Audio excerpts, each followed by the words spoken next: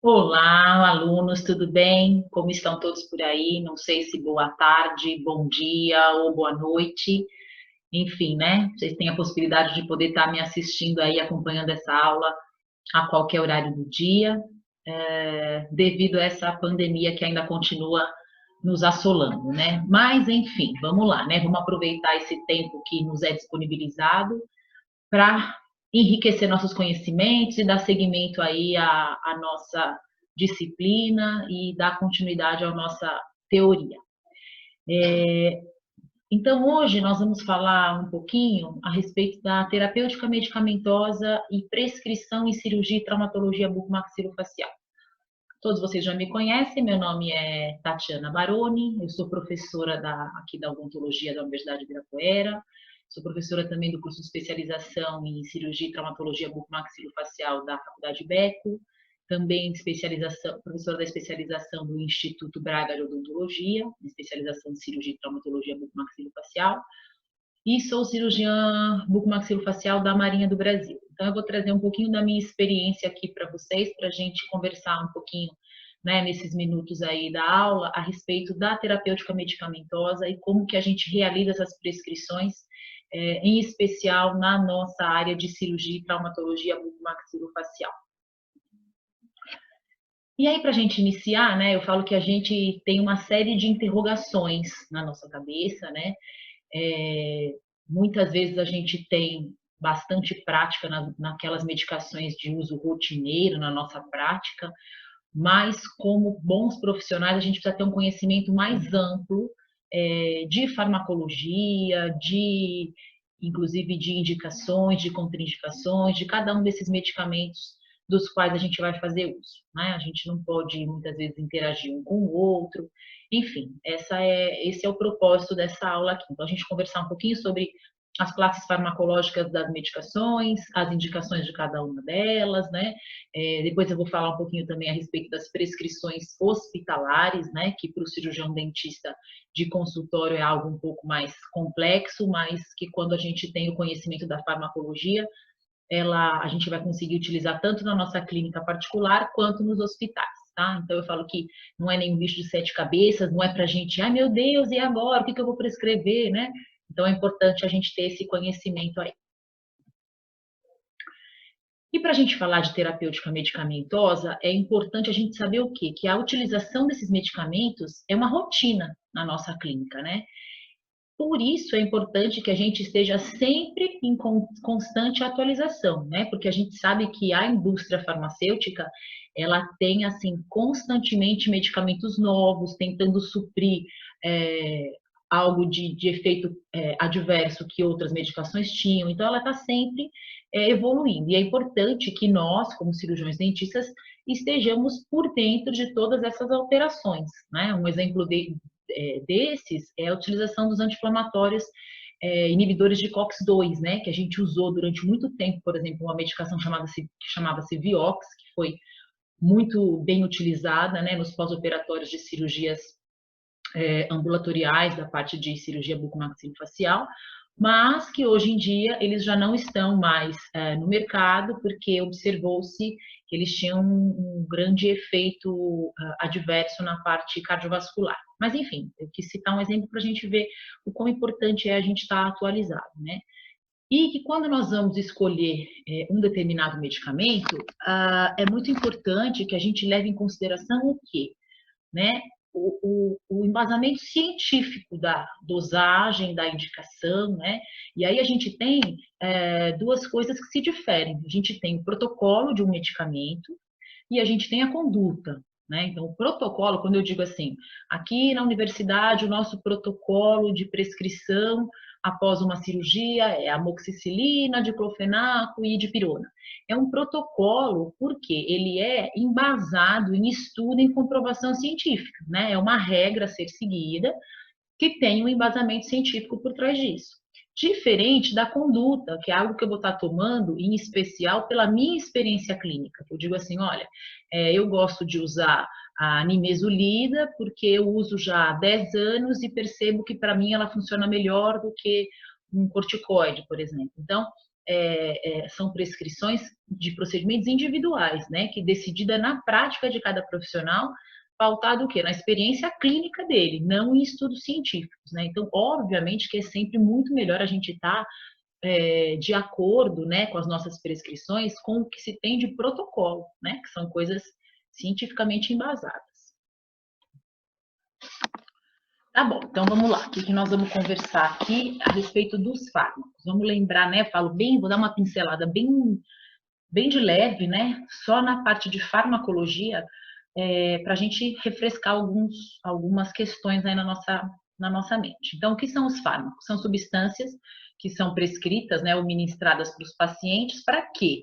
Para prevenir ou para erradicar a dor, processos inflamatórios, infecções, medo ou ansiedade. É óbvio que a gente tem ainda muitas outras indicações de fármacos, né? A gente tem antifúngicos, antivirais, a gente tem vários tipos de fármacos no mercado, mas basicamente na odontologia o que a gente mais utiliza são esses, né? O que a gente mais prescreve em odontologia? O grande campeão, anestésico local, é o fármaco que a gente mais utiliza, sem sombra de dúvida. Depois a gente tem os anti-inflamatórios, os analgésicos e os antibióticos, né? Como eu disse, tem algumas outras classes farmacológicas que a gente também utiliza bastante, mas não é o grande dia a dia da odontologia, tá? Então, vamos focar mais no que é mais o nosso arroz com feijão aqui. Tá, e aí eu preciso ver o que eu tenho que levar em consideração para eu indicar um medicamento para o meu paciente. O que eu tenho que levar em consideração? Eu tenho que ver se ele tem algum tipo de alergia, se ele tem algum comprometimento sistêmico, né? Se ele tem algum problema renal, se ele tem algum problema cardiovascular, se ele tem algum problema hepático, né? Então eu tenho que avaliar isso tudo que vai ser feito aonde? Na anamnese, né? Por isso eu volto a dizer, a anamnese é extremamente importante quando a gente pensa também na parte de prescrição medicamentosa, porque é ali que você vai colher as informações que vão te ajudar muitas vezes a decidir qual a melhor medicação para prescrever para esse paciente. Outra coisa que eu vou levar em consideração é o tipo do procedimento cirúrgico que eu vou realizar. Né? Então, assim, é um procedimento mais invasivo, é um procedimento eletivo, é um procedimento que eu vou fazer somente uma restauração, eu preciso fazer uma cobertura antibiótica prévia, não preciso, então, de acordo com o tipo de procedimento. Também tenho que pensar no mecanismo de ação do fármaco, né? Eu falei, um paciente que tem um problema renal crônico, eu não posso utilizar um fármaco que seja de excreção renal, que vai ter uma sobrecarga nesse rim. Então, tenho que saber o mecanismo de ação desse fármaco. E, obviamente, como eu já disse, deve sempre ser pautada em evidência científica, né? Então, tá aqui dois colegas aí, né, nossos, fazendo a tão famosa anamnese, né? E aí eu digo assim, tem um jogo aqui de um erro, não são dos 7. Em uma dessas figuras tem um erro muito grande. De quem assistiu a minha última aula que eu falei acerca de biossegurança e controle da infecção, tem algo aqui muito errado que está sendo feito, que é o quê?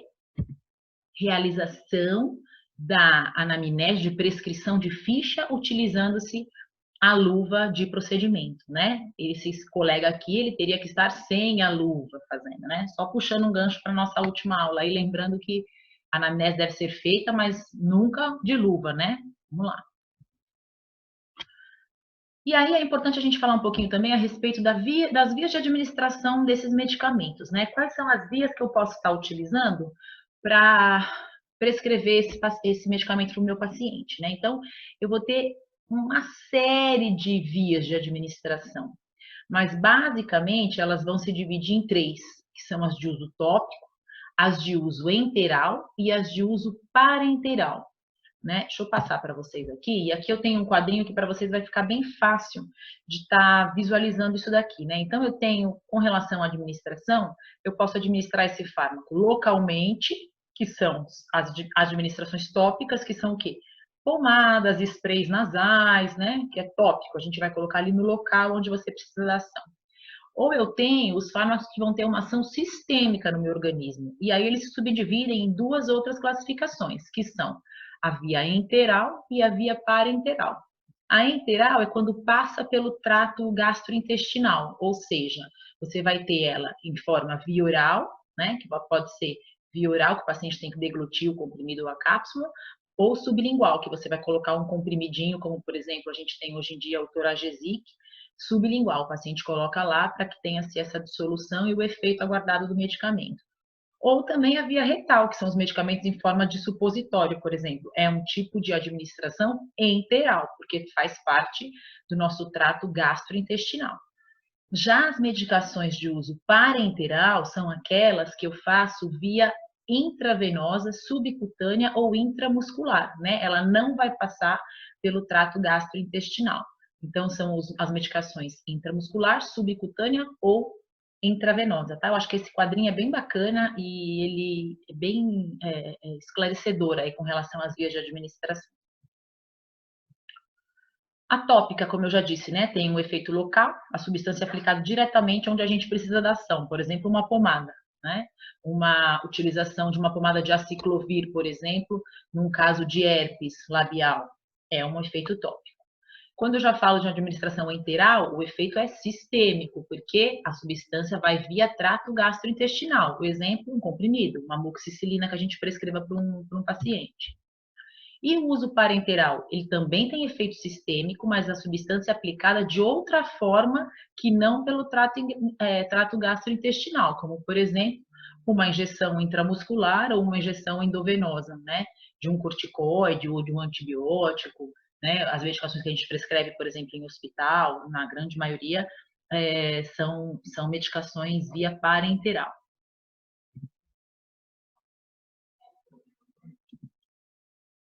Tá, e aí vamos falar um pouquinho de cada uma daquelas classes que eu disse para vocês que são os fármacos mais utilizados em odontologia. E aí começo falando do grande campeão, que são os anestésicos locais, né? Aqui vocês não vão ter que aprender a fazer nenhum tipo de prescrição de anestésico local, mas é importante a gente rever, né? Até porque fui eu que dei essa aula para vocês também, e a gente não quer jamais que o paciente faça essa careta aí quando a gente vá anestesiá-lo, né? Por quê? Porque nós temos que ter segurança do que estamos fazendo, segurança na escolha do nosso anestésico, isso tudo vocês já estão craques, tenho certeza, porque nós já conversamos bastante a respeito disso, tenho certeza que todo mundo está aí, ó, na marca, com todos os conceitos de quando indicar um anestésico ou outro, mas vou dar uma pincelada básica só para a gente refrescar a memória, tá?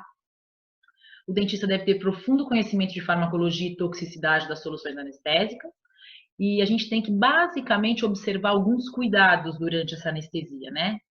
Primeiro tópico que eu sempre falo para vocês, se eu não souber anatomia, eu não sei nada, porque eu não vou saber anestesiar, eu não vou saber muito menos operar, né? Então, anatomia é base, preciso saber. Preciso saber a técnica anestésica, né? Não existe essa história de anestesia não pega. Existe anestesia que não foi colocada no local ideal, porque talvez o colega esteja com dificuldade de anatomia. Existe o erro na escolha da droga anestésica, né? Então, a técnica anestésica é extremamente importante também. A antisepsia, né? Antes de eu estar realizando a minha anestesia, né? Para evitar ao máximo a contaminação. A injeção lenta desse tubete anestésico. Lembra que eu sempre conversei isso muito com vocês. Uma das maiores intercorrências que a gente tem com relação aos anestésicos locais são as injeções intravasculares desses anestésicos, que na grande maioria das vezes contém vasos constritores, né? Então, o que é importante eu observar? Fazer a injeção lenta desse anestésico e observar sempre se tem turvamento do meu tubete, né? Através daquela fenestração que a gente tem na seringa Carpur. Sempre respeitar a duração, as contraindicações e a dose máxima a ser utilizada. Lembrando que a dose máxima tem correlação com o peso, né? Quando eu digo para vocês assim, olha, a articaína a gente pode usar, aqui é 4%, a gente pode usar no máximo 6 tubetes, é óbvio que é diferente se eu pegar uma paciente que tem 40 quilos e pegar um paciente que tem 120 quilos, né? Tudo na parte de farmacologia, a gente vai, obviamente, quando a gente fala de adultos, a gente tem uma média, mas, por exemplo, quando a gente vai prescrever para criança, para odontopediatria, é sempre levado em consideração o peso, né? Então, isso é importante. Lembrando rapidamente, né, para eu selecionar meu anestésico, quando eu vou selecionar com vasoconstritor ou sem vasoconstritor, que é a grande dificuldade que às vezes a gente tem, né? Com vasoconstritor, quando a gente utilizar vasoconstritor, a gente vai usar doses menores, né? Porque a gente sabe que o vasoconstritor tem uma ação de hemostasia também e de prolongamento do efeito anestésico.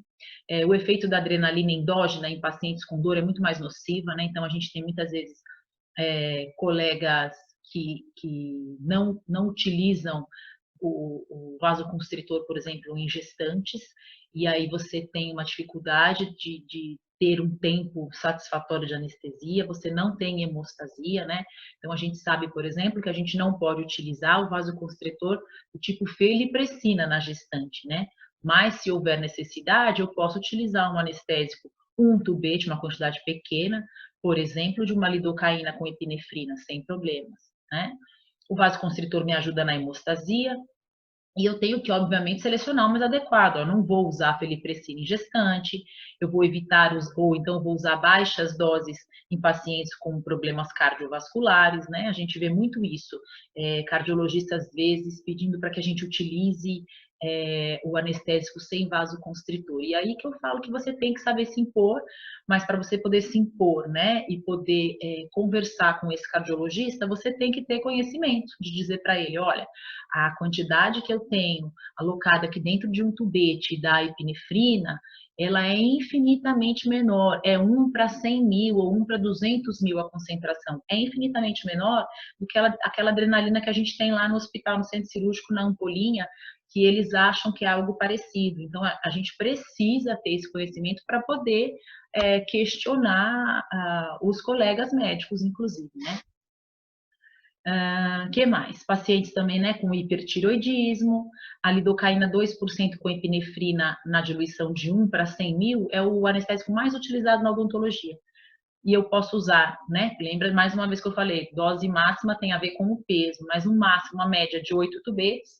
Quando eu falo de articaína, que a concentração dela é 4%, tem um efeito mais prolongado, é um anestésico muito utilizado para a gente na área de cirurgia e traumatologia bucomaxilofacial, obviamente eu vou poder usar uma quantidade de tubetes menor, né, da lidocaína, que é 2%. Então, um máximo de 6 tubetes. E sem vasoconstritor, a gente utiliza muito em gestante, quando não é para procedimento cirúrgico, por quê? Porque não tem efeito de hemostasia, o tempo de ação é muito curto. Logo, a concentração desse anestésico é maior. A mepivacaína, por exemplo, a gente trabalha com ela a 3%, por quê? Justamente porque ela não tem vasoconstritor, né? E aí eu vou utilizar quantos tubetes? 5 tubetes, tá? Então, isso aqui a gente já conversou em outras aulas, era mais para a gente dar uma refrescada na memória, porque eu não poderia falar de medicamentos em cirurgia e traumatologia bucomaxilofacial sem falar das nossas tão conhecidas e utilizadas anestesias e os anestésicos locais. Vamos falar agora das classes dos medicamentos, né? Então, lembra quando eu disse para vocês que a gente, né, eu fiz lá uns tópicos, né, que a gente usa anestesia, depois a gente tem anti-inflamatório, a gente tem os antimicrobianos e os anti-inflamatórios e os analgésicos. Eu posso dizer para vocês com certeza que com relação a medicamentos prescritos ao paciente, são os mais utilizados, não só por nós dentistas, mas os anti-inflamatórios não esteroidais, por exemplo, são os mais utilizados no mundo. Né? Então, é uma classe farmacológica importante de que a gente tenha conhecimento, porque a gente vai prescrever e vai prescrever muito esse tipo de medicação. E para isso é importante a gente saber o quê? Que a gente vai estar tratando dor do paciente, né? Normalmente, quando um paciente nos procura no consultório, ele tem uma queixa de dor, né? Sendo que o correto diagnóstico essencial para essa resolução, muitas vezes é o principal, porque às vezes eu vou fazer algo o meu tratamento local, que eu vou intervir localmente ali naquele paciente, vai ser o suficiente para resolver a dor dele, né? Você pega, por exemplo, um caso de um paciente que tem uma pulpite, você pode prescrever o medicamento que você quiser para ele, até um analgésico opioide, um tramal. Enquanto você não fizer o procedimento de abertura daquela câmara pulpar, esse paciente não vai conseguir o controle da dor, né? Então, muitas vezes, o procedimento que você utiliza, ele já faz o controle da dor. E, obviamente, a gente vai usar esses medicamentos todos como acessórios, né? Para minimizar, muitas vezes, o desconforto pós-operatório aí. Então, é importante sempre a gente ver, né, a escala de dor, né, o quanto é a dor. A dor, a gente sempre costuma dizer, dor não é igual para ninguém, né? Você vê que tem aquela mulher que sofre com o parto e quase morre, fica lá dias e dias depois sofrendo, e tem aquela mulher que tem o filho dela e no dia seguinte está de pé, é pau para toda a obra. Dente é a mesma coisa, você faz uma cirurgia de um terceiro molar exatamente igual a um paciente em outro, um responde de uma maneira, outro de outro, né? Então, a gente tem metabolismos diferentes e a intensidade de dor também é muito diferente de um paciente para o outro.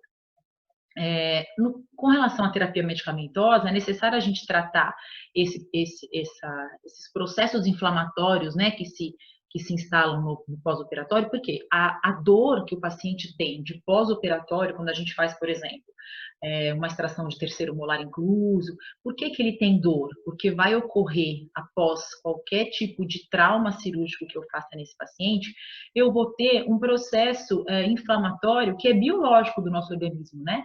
Qualquer injúria que você tenha no tecido, você vai ter a formação de um processo inflamatório biológico, que é o que leva as nossas células de defesa lá para aquele local para que ocorra a reparação. A dor ocorre por quê? Porque você vai ter um aumento de volume naquele interstício que vai gerar o processo de dor. Por isso que muitas vezes esses medicamentos, quando você já trata o processo inflamatório, consequentemente ele vai estar tratando a dor, né? Porque uma coisa está super associada à outra. E aí a gente tem lá isso daqui também, com certeza não é novidade do que eu estou falando para vocês, né? Dos sinais clínicos da inflamação, lembram disso? Dor, calor, rubor, tumor e perda de função, né? Então eu tenho aqui, olha, o tumor, tenho a perda de função, que está sem os braços, tenho o rubor, né? Então são os sinais que a gente fala que são clínicos e tradicionais de qualquer processo inflamatório, e cada um deles tem o seu porquê. Né? A gente, por exemplo, a gente tem o rubor, por quê? Quando a gente tem um processo inflamatório instalado, a gente tem um aumento da permeabilidade capilar, né? Um aumento dos vasos sanguíneos daquela região.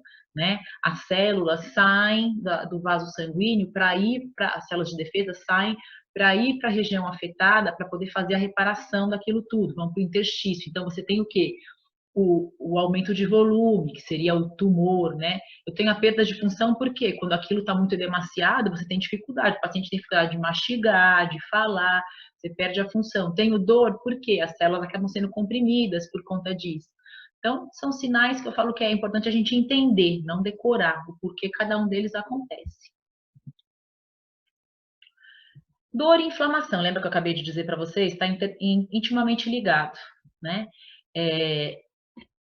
Eu acho que é interessante a gente fazer uma definição do que é inflamação, né? O que é inflamação? A inflamação é uma reação dos tecidos a um agente agressor, que pode ser uma incisão cirúrgica, pode ser um ferimento, caracterizada pela saída de elementos do sangue, em especial dos leucócitos, para o interstício, que a gente chama de diapedese. Vocês devem se lembrar disso daí, a diapedese. Então, essas células saem do interior dos vasos sanguíneos para ir combater esse agente agressor que está lá, né? Seja ele uma incisão, uma ferida, uma bactéria, enfim. Tá? É importante saber que esse processo inflamatório é necessário para que se tenha a defesa do organismo. Porém, ele é algo desconfortável para o paciente, né? Para o indivíduo que está acometido. Então, principalmente após os procedimentos cirúrgicos odontológicos, né? Falando da nossa área de cirurgia bucomaxilofacial, a intensidade desse processo inflamatório, né? Se ele vai ser maior ou menor, ele vai estar intimamente ligado com o quê? Com o tempo de exposição ao trauma, ou seja, o tempo que você está ali manipulando os tecidos e a extensão que você manipulou o tecido, né? Então, obviamente, quanto mais conservador você for na sua técnica cirúrgica e mais rápido você conseguir desenvolver esse trabalho, com certeza será muito melhor o pós-operatório do paciente, processo inflamatório menor, né? Quanto maior for a incisão que você abrir, mais tecidos forem manipulados e maior tempo cirúrgico tiver essa cirurgia, obviamente maior será o processo inflamatório a ser instalado, né? Isso relativamente, uma coisa tem tudo a ver com a outra. Então, isso, óbvio que com o passar do tempo, com a experiência, a gente vai tendo mais habilidade, vai conseguindo fazer essas cirurgias de maneiras menos traumáticas e no menor tempo, dando o quê? Um melhor pós-operatório para o nosso paciente. A gente percebe muito isso nas cirurgias ortognáticas, né? Quando eu comecei a fazer cirurgia ortognática lá há 15 anos atrás, a gente demorava 6 horas para fazer uma cirurgia ortognática. O paciente saía da sala do centro cirúrgico imenso, né? Inchado, super debilitado. Hoje em dia a gente já reduz esse tempo cirúrgico, faz uma cirurgia ortognática de maxila mandibulamento em 2 horas, 2 horas e meia. Então o paciente no dia seguinte ele tem um pós-operatório excelente, né? Então tudo isso tem a ver com o tempo cirúrgico, com a manipulação dos tecidos. Tá aí, né, um esqueminha para vocês verem. Então, quando eu tenho uma lesão do tecido, né, e tenha micro-organismos envolvidos ou não, a gente vai ter sinais químicos ali, né, que tem a histamina, libera-se prostaglandinas, e aí eu tenho um vaso sanguíneo passando lá perto, que vai acontecer o quê? A diapedese. Os neutrófilos que estão dentro do meu vaso sanguíneo, eles vão migrar para a região do interstício e vão lá para fazer a reparação. E aí a gente lembra-se dos mastócitos, lembra de todo aquele processo que a gente tem da fagocitose, tá vendo? Os neutrófilos fagocitam os micro-organismos e os restos de células mortas. E tudo isso causa o quê? Um aumento de volume, né? Então é um exemplo, um esquema exemplificando como acontece essa formação desse processo inflamatório. Já que a gente precisa controlar um pouco esse processo, né? A gente não pode extinguir completamente, porque a gente sabe que é biológico, precisa para que se tenha a reparação da nossa ferida. Mas a gente pode amenizar para que isso fique mais confortável para o nosso paciente. O que a gente pode estar utilizando? Os meus medicamentos anti-inflamatórios. O que eles fazem? Eles impedem ou eles amenizam essa reação que eu acabei de explicar para vocês, diminuindo dessa forma os sintomas da inflamação, né? Porque vai diminuir o transporte de células para o local. Aí eu vou ter basicamente dois tipos de anti-inflamatórios: os esteroidais, que a gente chama também de corticoides ou corticosteroides, e os não esteroidais, que vocês já escutaram falar muito, certamente escutarão muito, que a gente chama de AINES, que é anti-inflamatório não esteroidal, tá? E eles também vão ter ação antipirética, ou seja, sobre a febre, e analgésica, ou seja, sobre a dor. Por quê? Porque a inflamação é que muitas vezes causa esse processo de dor. E os anti-inflamatórios esteroidais, então? Vamos falar agora um pouquinho de cada um individualmente, né? Esses corticoides, eles são hormônios sintéticos que mimetizam as ações do cortisol endógeno, secretado pela glândula adrenal, né? Então, a gente tem um cortisol inerente ao nosso organismo, fabricado pela glândula adrenal. Os corticoides que a gente usa, eles são hormônios sintéticos similares a esse cortisol. E os seus efeitos terapêuticos são atribuídos a quê? A supressão dos mecanismos envolvidos na resposta inflamatória. Então, ele leva a uma diminuição dos níveis de mediadores químicos inflamatórios no local da injúria, né?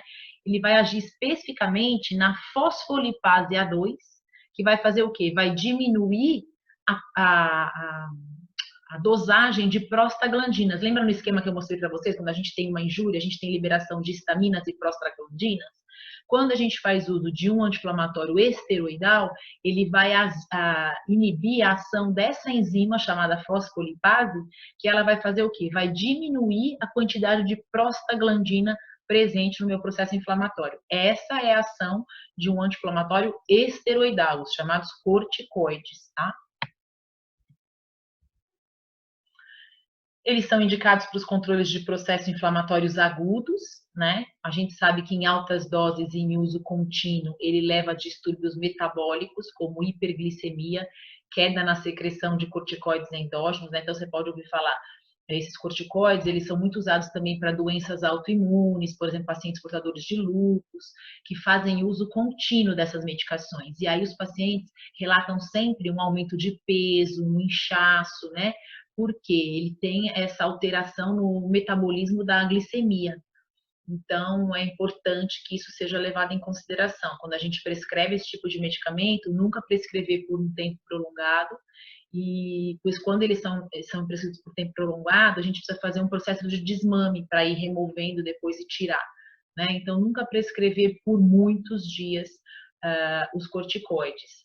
E esses pacientes, né, normalmente são pacientes imunodeprimidos quando fazem uso prolongado, né?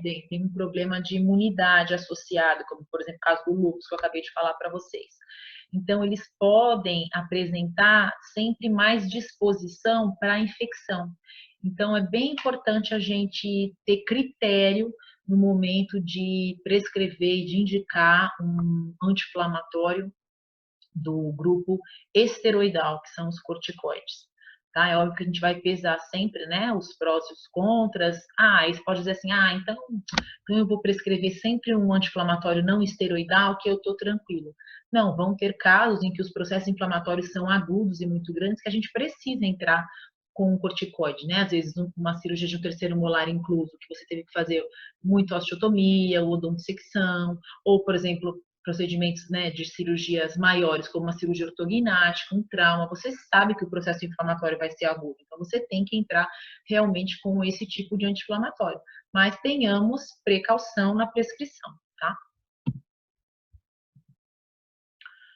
Uma única dose de corticosteroide, mesmo que elevada ou por poucos dias de tratamento, não vai produzir efeito nocivo ao paciente, né? Eu falo, a gente não tem que ter medo de prescrever, a gente tem que saber prescrever, né? Tem muitos cirurgiões, por exemplo, que gostam de fazer uma dose de diprospan intramuscular após cirurgias de terceiro molares inclusos, por exemplo, uma dose única que vai ajudar o paciente. Pode ser feito? Pode, né? Aí é óbvio que é o critério de cada um. Não é para a gente ter medo do corticoide, até porque os corticoides nos ajudam e bastante. Alguns casos a gente acaba não indicando, como por exemplo, pacientes que têm doenças fúngicas, que têm portadores de herpes, pacientes portadores de herpes, pacientes com doenças psicóticas, com tuberculose, que são alérgicos a corticoides, né? Então a gente tem que ser sempre muito critério. Por quê? É o que eu falei, para pacientes, eles acabam causando uma queda de imunidade, então a gente tem que ter bastante critério de seleção na utilização e sempre que a gente utiliza como pós-operatório por um curto período de tempo. Ninguém vai ficar dando um corticóide para o paciente tomar por 30, 60 dias, tá? Então, isso que a gente tem que estar sempre atento aí. E aí, eles podem ser utilizados também como medicação pré ou pós-operatória, né? Tem cirurgiões que optam por prescrever esses corticosteroides no pré-operatório. Eu, particularmente, não faz parte do meu protocolo.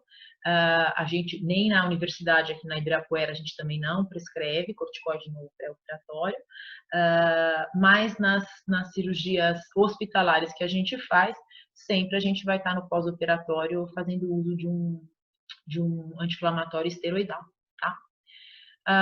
As de eleição que a gente tem, né, de via oral, que a gente mais utiliza é a betametasona ou a dexametasona, o famoso Decadron e o Celestone, né? São os mais utilizados aí por nós. E a dosagem dele é 4 miligramas, se você for dar antes, é 1 hora antes, e no pós-operatório a gente vai manter 4 miligramas de 8 em 8 horas, por 2 ou 3 dias no pós-operatório. Lembra que eu falei? Períodos curtos de utilização desses corticosteroides.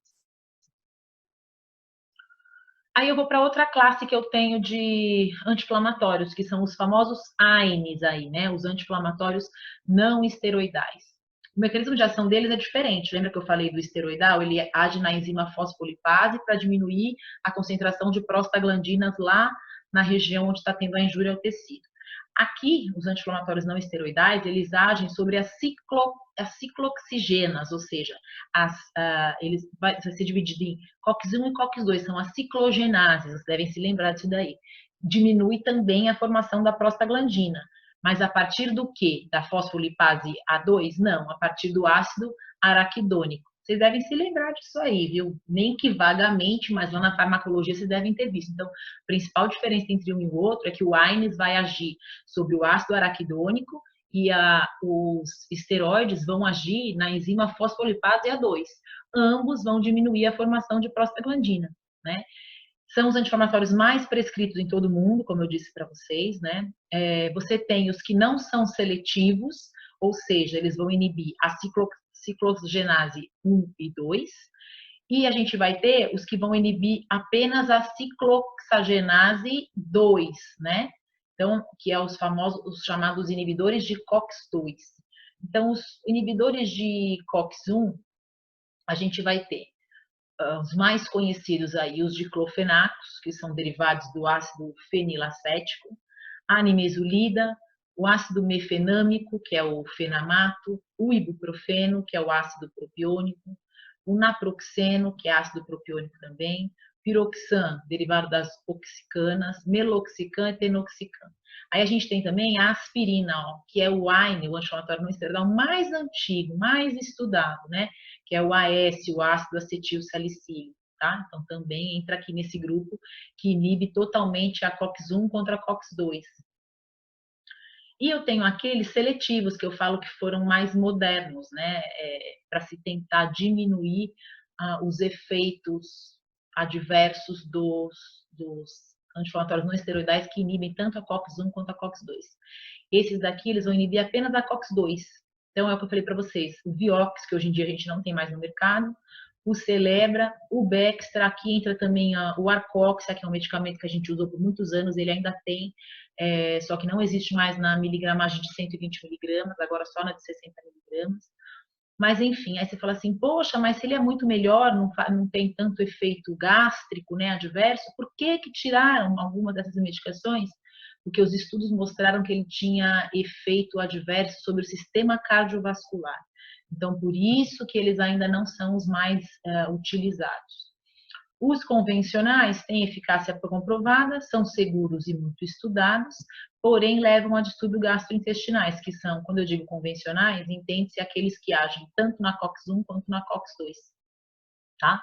Então, o grande efeito adverso deles são distúrbios gastrointestinais. Então, um paciente que já tem uma gastrite, uma úlcera, algum tipo de problema gástrico, você não vai conseguir prescrever um diclofenaco para ele, por exemplo, tá? Então, olha a importância de eu fazer a minha anamnese lá no começo, antes de atender meu paciente, né? Então, vamos ficar atento que cada pergunta que tem lá na minha anamnese, ela é extremamente importante e vai me ajudar. Então, um desses anti-inflamatórios não esteroidais, inibidores de COX-1 e 2, que eu chamo convencional, é o diclofenaco sódico e o potássico. O sódico, o famoso nome comercial Voltaren, e o diclofenaco potássico, o famoso nome comercial Cataflam. São os mais utilizados na odontologia, né? A dosagem dele que eu preciso por dia é de 150 miligramas. Então, como eles são na dosagem de 50 miligramas, eu vou ter que dar um comprimido de 8 em 8 horas para o meu paciente tomar para atingir essa dose de 150 miligramas por dia que eu preciso, tá? Voltarei Cataflam, as marcas mais conhecidas. E eu tenho também um anti-inflamatório que eu gosto bastante, que é a nimesulida, que é o nome comercial deles, você vai encontrar como Nisulide, de 100 miligramas, onde a dosagem diária que eu preciso é de 200 miligramas. Então, o paciente vai tomar um comprimido de manhã e um à noite, um de 12 em 12 horas. Funciona super bem também para as nossas, como pós-operatório das nossas cirurgias de extrações de terceiros molares, exodontia simples, é um antibiótico bem interessante também. Tá? E também você pode trabalhar com uma dosagem maior, que seriam 2 comprimidos de 200 miligramas, mas já vou dizer para vocês que aqui para os nossos tipos de procedimento, de 100 miligramas, um comprimido de manhã e um à noite, tranquilamente nos supre aí com esse efeito anti-inflamatório. Tem o ácido mefanâmico, lembra que eu falei para vocês? O nome comercial dele é o Ponstan. Tem muita gente que gosta de tomar para dores relacionadas a cólicas menstruais, né? Mas pode ser utilizado também para gente de pós-operatório. O meloxicam, né? Seletividade para inibição da COX-2 é quase 10 vezes maior que a dos diclofenacos, né? Então ele age muito mais na COX-2 do que na COX-1. E é uma dose única, 15 miligramas, né? Por 3 a 4 dias também. Movatec é o nome comercial que vocês mais vão ver do meloxicam, tá? Próximo, piroxicam, Feudene, né? Todo mundo conhece também. Eu tenho o sublingual, tem, né? Que você coloca lá, ó, 20 miligramas para o paciente dissolver abaixo da língua, por 3 a 4 dias, né? O anti-inflamatório a gente nunca precisa estender por muito tempo, sabe? É bem restrito o uso, porque a gente já consegue o efeito que a gente precisava de melhorar e dar conforto para o paciente ali nos 3, 4 primeiros dias, depois ele já não tem mais necessidade de ser utilizado. Tomar muito cuidado, por exemplo, eu falo de associações, né? Pacientes que fazem uso de anticoagulante, você tem que tentar evitar o piroxicam, tá? Tenoxicam, outro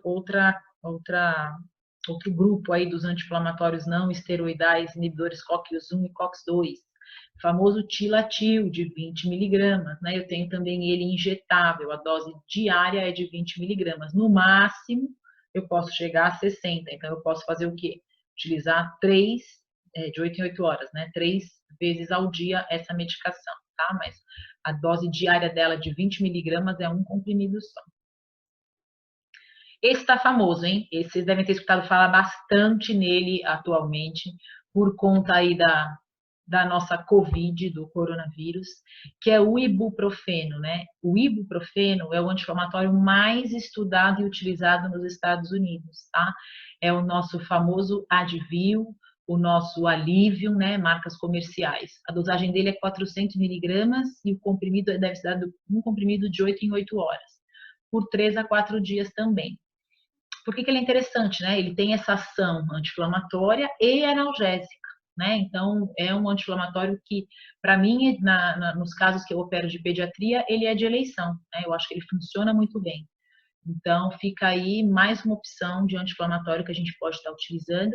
Agora, nesse período em que a gente passa, a gente sabe que ele está sendo contraindicado nos casos onde se tem suspeita do paciente estar com a Covid. Não existe um estudo científico embasado dizendo do porquê não se deve utilizar esse ibuprofeno. O que se sabe é que na China, nos casos, em todos os pacientes em que fizeram uso do ibuprofeno, enquanto apresentavam os sintomas da Covid-19, esses pacientes tiveram uma piora significativa da doença. Então, é por isso que está se preconizando que não se utilize o ibuprofeno, tá? Mas ainda não temos nenhum estudo científico a respeito disso. Na verdade, são indícios de pacientes que fizeram uso e tiveram a doença muito piorada. É por isso que vocês estão vendo que a gente tem uma série de outros anti-inflamatórios, uma série de outros analgésicos que a gente pode lançar a mão. Então, a gente, nessa época que a gente está passando, na dúvida, não prescreva o ibuprofeno, tá? E os anti-inflamatórios não esteroidais, que são aqueles seletivos da COX-2, ou seja, que vão inibir somente a COX-2, né? Eles reduzem os efeitos colaterais da COX-1, que seria o distúrbio gastrointestinal. Então, eles vieram para quê? Para que fossem um anti-inflamatório que não desse efeito gastrointestinal. E funcionou bem por muito tempo, até que se descobriu que eles também causavam muitos efeitos cardiovasculares, e alguns deles foram retirados, inclusive, do mercado. Então, eles foram caindo em desuso por conta da segurança e dos efeitos colaterais. Alguns autores concordam que os inibidores seletivos não substituem anti-inflamatórios convencionais no tratamento de dor, e que os coxibes seriam mais indicados em tratamentos longos. A gente chama de coxibes, esses inibidores de COX-2, tá? Que a gente tem o Celebra, que foi o primeiro desenvolvido, pouco estudado, são medicamentos mais caros. Ó, o Arcoxa, que eu falei para vocês, né?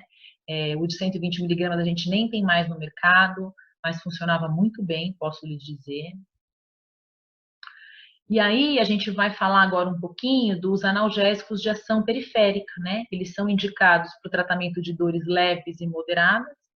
Eles deprimem diretamente o nosso receptor sensibilizado através do bloqueio da entrada de cálcio nas terminações nervosas livres, né? Então, a ação periférica são os que a gente chama de não opioides, né?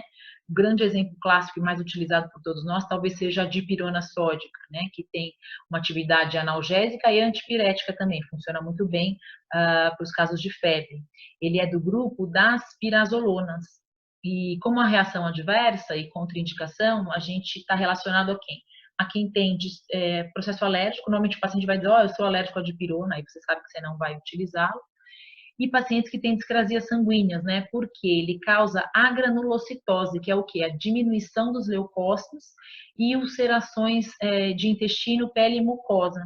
E também, se você vê, ele tem como efeito adverso a aplasia medular, que é o quê? A falência na produção de células sanguíneas. Então, pacientes que têm discrasias sanguíneas, né, relatou qualquer problema hematológico, você tenta fugir da dipirona, tá? Apesar dele ser um dos mais utilizados. Nomes comerciais, Lisador, Anador e Novalgina, tá? Dose recomendada é de 2 gramas ao dia, dividido em 4 doses. A gente tem comprimidos de 500 miligramas e de 1 grama, mas se você prescrever um comprimido de 500 miligramas de 6 em 6 horas, tá excelente, tá?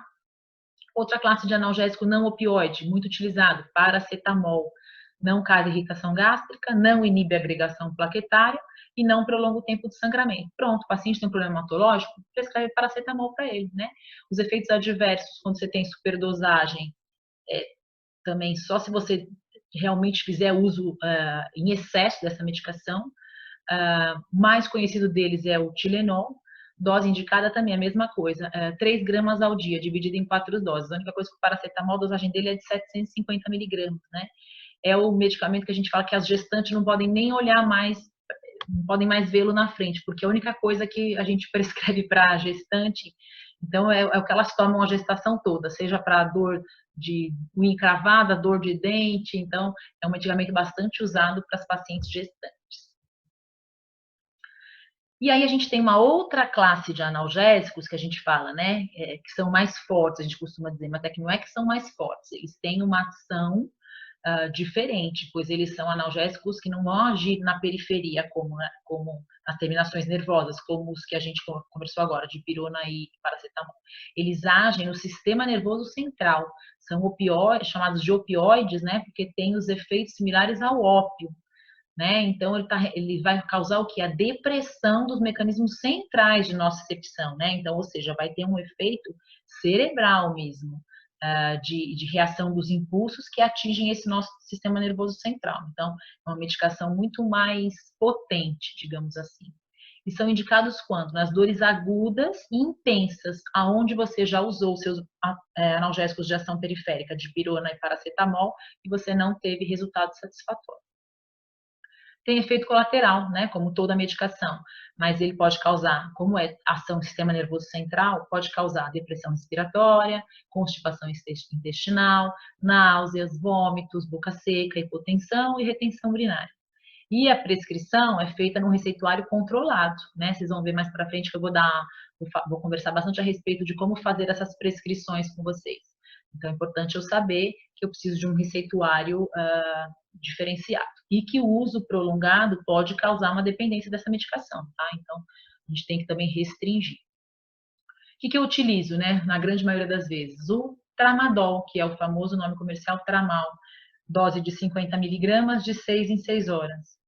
O cloridrato de oxicodona, que é o Oxycontin, também é recomendado 10 miligramas a cada 12 horas.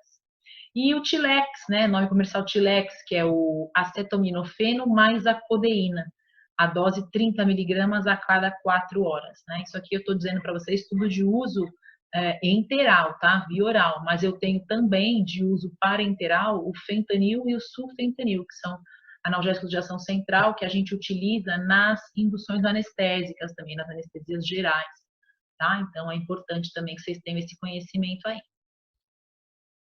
E aí nós vamos ficando por aqui, vamos dar uma paradinha para vocês poderem dar uma descansada, que acho que vocês não aguentam mais me ouvir falando, mas dá para beber uma água, dá para dar uma descansada e a gente volta daqui a pouquinho para falar a respeito daí dos antimicrobianos, de algumas outras classes farmacológicas, né, prescrição para crianças, profilaxias antibióticas e as prescrições dessas medicações. E também vou falar para vocês no nosso próximo encontro aqui, também das prescrições feitas